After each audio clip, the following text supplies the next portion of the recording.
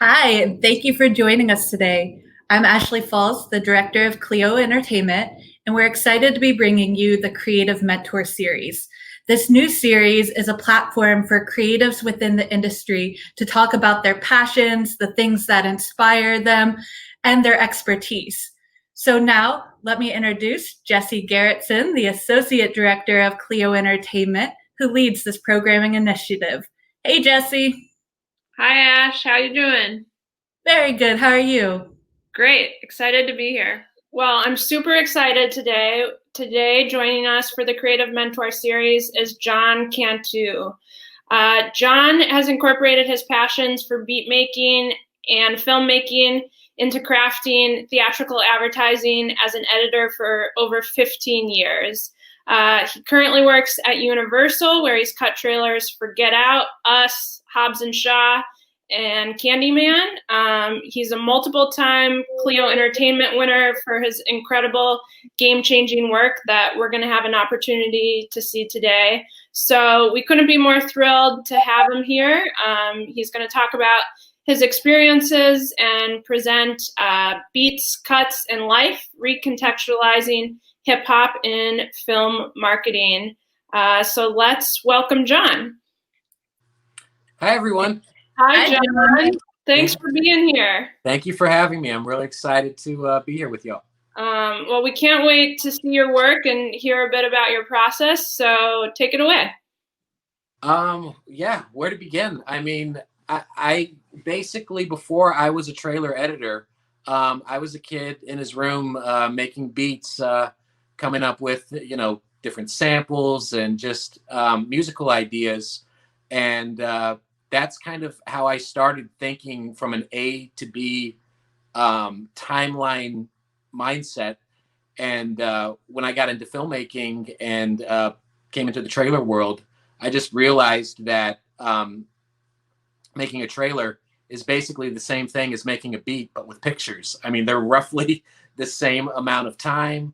And my musical background is very much how I approach my sequences as a beat maker, and taking pre-existing material and recontextualizing it in a fresh, new musical rhythmic way.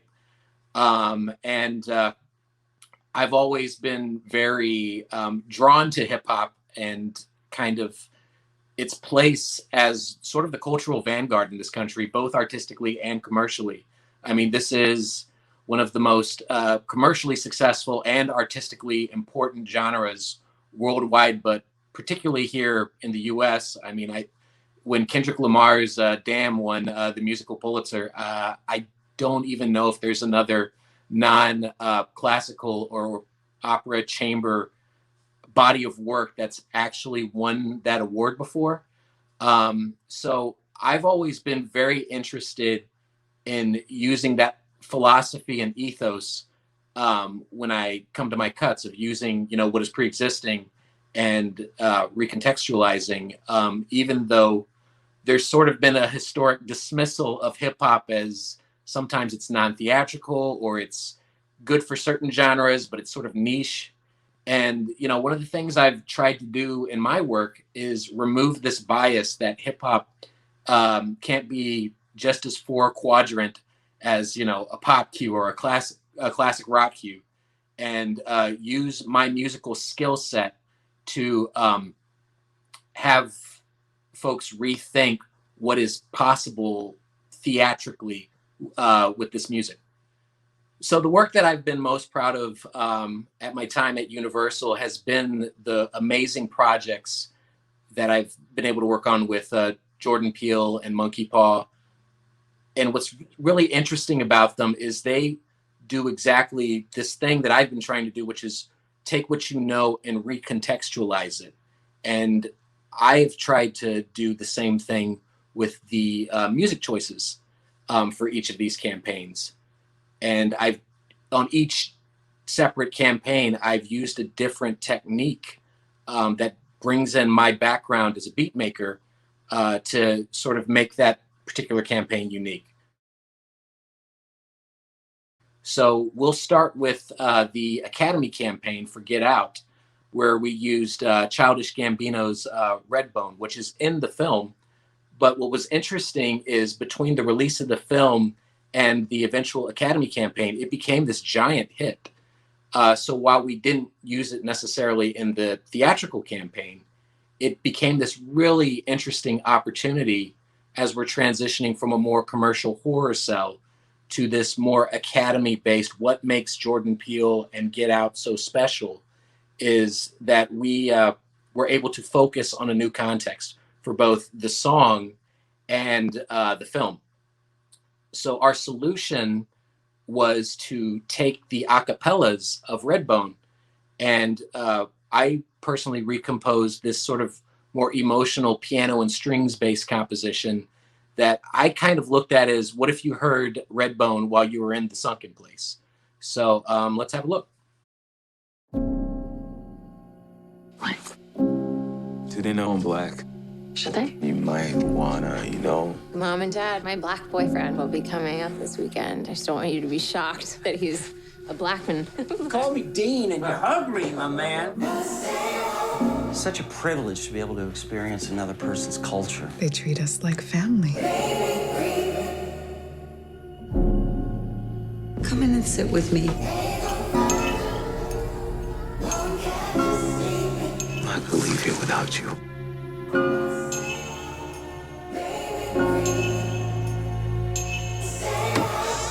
Hey, is everything okay? Get out! Sink into the floor.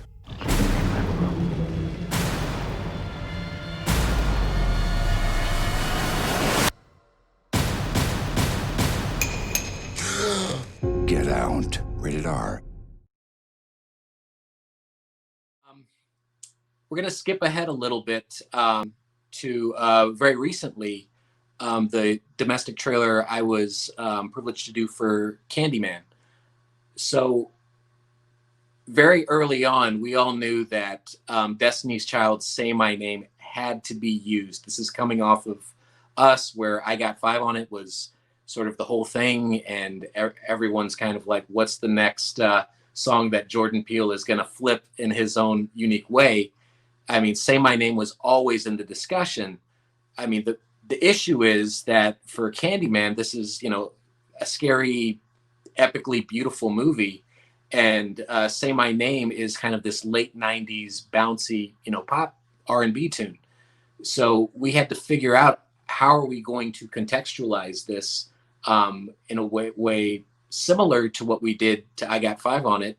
But we even have to take it a step further, because you can never do the same thing twice. So I was listening to the original score by Philip Glass for the first Candyman, and I was very surprised to hear that the main theme is in C minor. Say My Name is in C minor. So we thought, wow, what if we could mash these up? And this is where, the beat technique of the mashup comes into play, is taking two songs that have something in common and sticking them together. And so that's what we did for this particular trailer, is we commissioned a recomposition of the original score, going from kind of creepy to epically beautiful, and then slowing down, reverbing, and beat matching bits of the Say My Name a cappella. And then we had to go one step further, because we just felt like we had to really get people to know that this was another big monkey paw event. So we found another driving back end cue that's also in C minor, and we had to re-beat match Say My Name to that as well. So take a look. Candyman.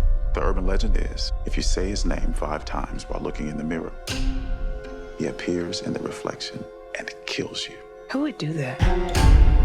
Candyman. Candyman. Candyman. Candyman. Candyman. Well, we're still alive. Let's go.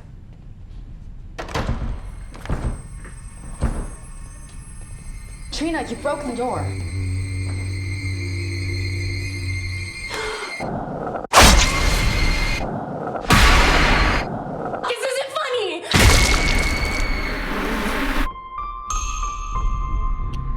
feel really connected to this neighborhood. Cabrini Green. It was the projects. I just moved in around the corner. The old candy factory. I'm an artist. You looking for Candyman. He's the monster that's part of this neighborhood. Why are you drawn to this? I'm hoping to spread the story all about Candyman. The mirror invites you to summon him. You should say his name. I dare you. Candyman. Candyman. Candyman.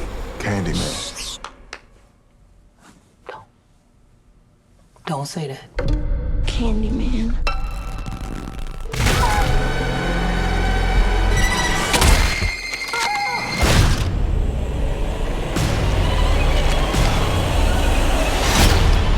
I think I made a mistake. I brought him back. Candyman isn't real! Something's happening to me. He had a purpose for you. To be another one of his terrible stories. I guess he found me. I am the writing on the wall. The sweet smell of blood.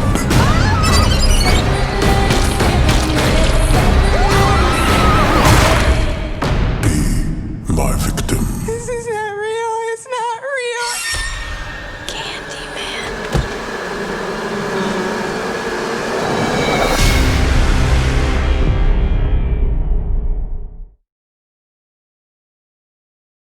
So I wanted to save the Us trailer and what we did with the I Got Five on It tethered mix for last, because it kind of is the most complex, and it brings in all of these disciplines of remixing like we did in Get Out and mashing up very much like we did in Candyman, but adds another layer because all of this stuff is happening in the Avid sequence. So I kind of call it a full reimagine or Avid composing, because you're really treating your sequence very much like it was a timeline in sort of an audio editing program rather than sort of a film editing program.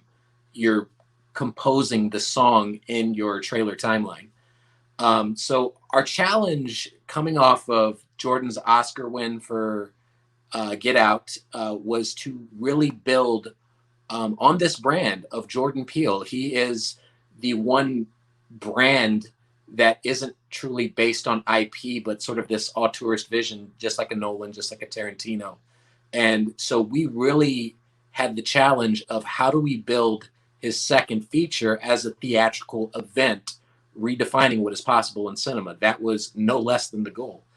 And so when we first read the script, I Got Five on It sort of jumped out specifically to me as sort of this thing I remember listening to on the school bus, just that amazing beat, that the playfulness, but also that the music was, kind of creepy. Jordan's mentioned that it reminds him of the Nightmare on Elm Street score. To me, it's kind of got elements of The Shining, where Shining is bum, bum, bum, bum. I Got Five on It is almost like a cousin to that. And so we really thought about stripping it down to its barest elements to make something new and creepy. But what we had to do first, because we didn't assume that everybody knew this song, I Got Five on It, is we had to establish it up top, which is why we put it in context of the scene. And then we strip it down to its bare elements, which is this sort of call and response bass line and melody that goes on bump, bump, bump, and the dun, dun, dun, dun, that we separate those and make those different instruments. We recomposed all of those elements with a violinist who was doing pizzicato plucks and doing a modified staccato bass line. And they created this interesting string drone. I personally played a couple of the melodies on piano, and we arranged that into this really creepy middle. And then to really bring it home and make it terrifying, we found all of these complementary stabs, rises, tremolos, and a lot of them are actually tonal library hits that we composed within the sequence. So the arrangement, as I said before, is happening all in our Avid sequence. And this is the result. To take the date out of the bag. That's a classic right there.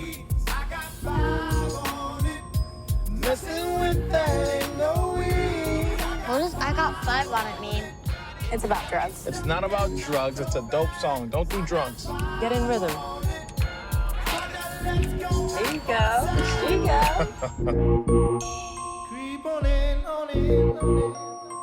Can't believe how big they've got. Did you hear Gabe got a boat?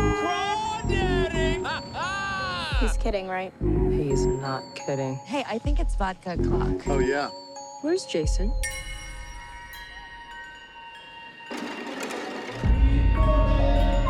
Jason? Where were you? I didn't know if you were lost. Stick with me, and I'll keep you safe.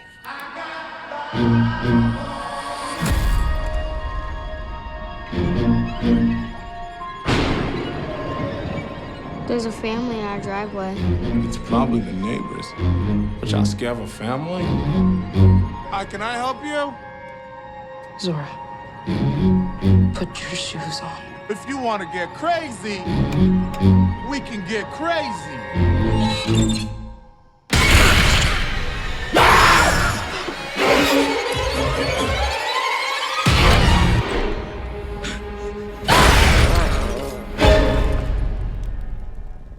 What are you people? It's us. They look exactly like us. They think like us.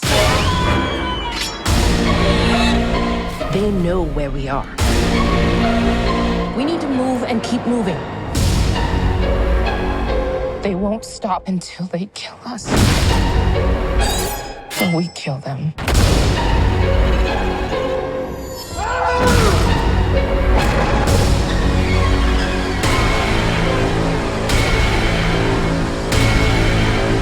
Be careful.